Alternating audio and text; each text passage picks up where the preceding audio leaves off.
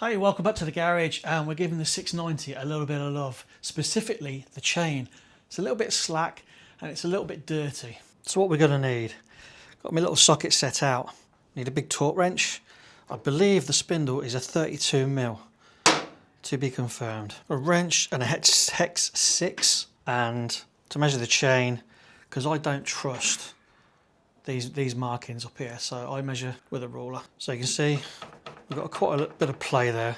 It's meant to be about 5mm, I think it is. And also, it could do with a bit of a clean. Actually under there, all that crap there. So we'll take the sprocket cover off and give it a bit of love. So let's waffle and get on with it.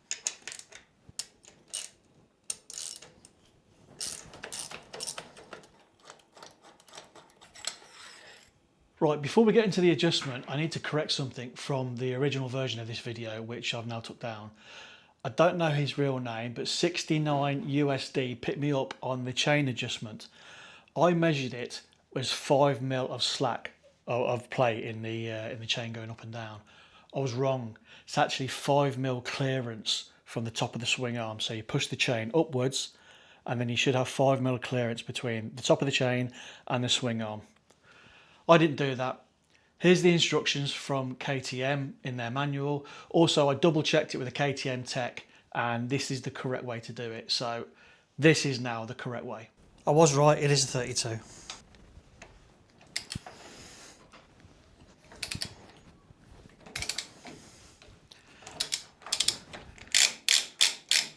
That felt tighter than 90 Nm, that's for sure.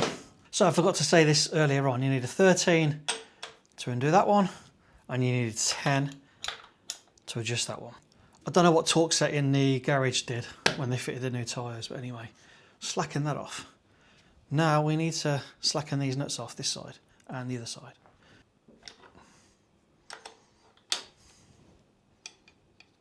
Just slacken those off both sides.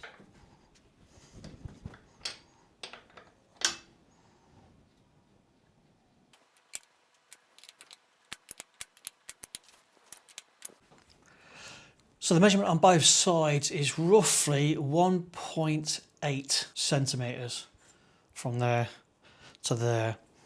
And my camera won't zoom in enough, but I just took a photo there. It's 1.5 and then about 1.8. And this side, about the same, 1.8. Too far out and you'll have your rear wheel crabbing. Little note for yourself. If you go and buy rubber gloves, at least put them on. This wasn't deliberately set up, but I do have some wipes from Shiny Side Up. James, he gave me these to try out. I tried them out briefly a while ago. So let's see how good they are at getting chain oil off. Not bad, and they smell nice too. Let's get on with it. Tighten the adjuster nuts. These just stop the actual adjuster from moving, just locks it into place.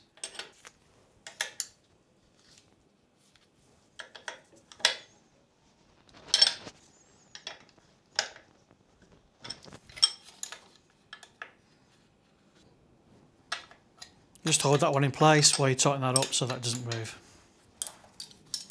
Do have a tiny tight spot, but I'm okay with that.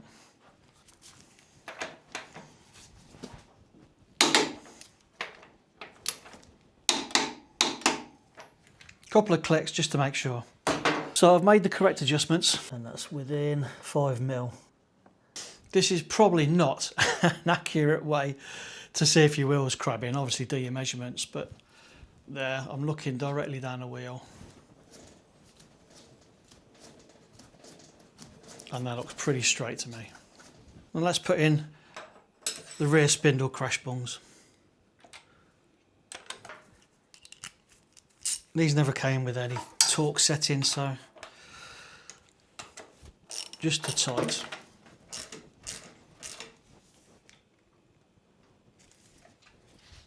Now I'm happy with the chain adjustment. Now let's give the poor thing a little clean.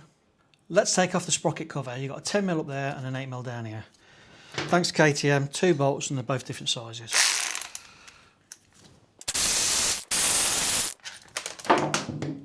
And then it falls off. So that don't look too bad up there. It's just the gear change that's got a lot of crud on there. So using the Motorverde drive chain cleaner, again not sponsored, but open to offers, Motorverde. I've got some cloths down there to catch any drips. I'll do the inside of the sprocket cover as well. This stuff is really, really good. It's not solvent based, I believe it's water based. So it's not like that corrosive stuff that you're only allowed to leave it on for so long before it starts attacking stuff. Let's put some on the swing arm. Swing arm's a little bit pitted. I did a winter and didn't clean it up, so I think the salt has pitted that a little bit. And then just a regular chain brush.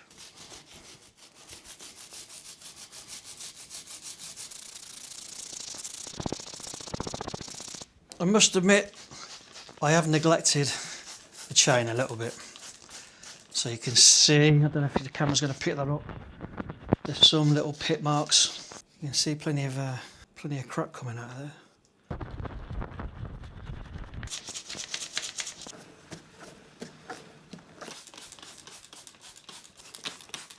Like I said, you can leave this on for as long as you like. It's not going to eat into any of the plastic or metal work. Just get in there and the chain guard.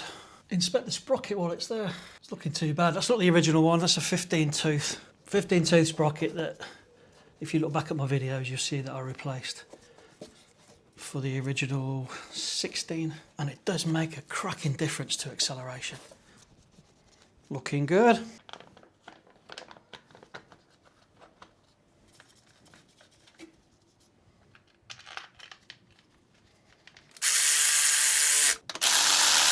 Again, I'm not sponsored, even though I should be, by Motorverde. I use their PTFE chain lube. I'll recommend all day long products that I use, if they're any good, and if they're not, I'll tell you.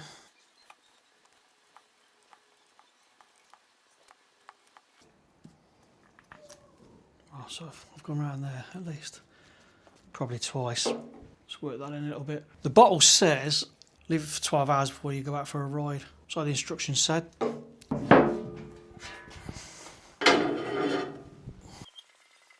So handy having a ramp.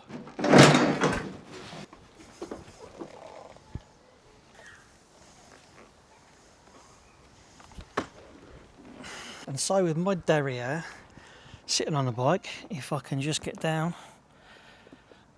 Yep. That's alright. I'm liking that. Chain all adjusted.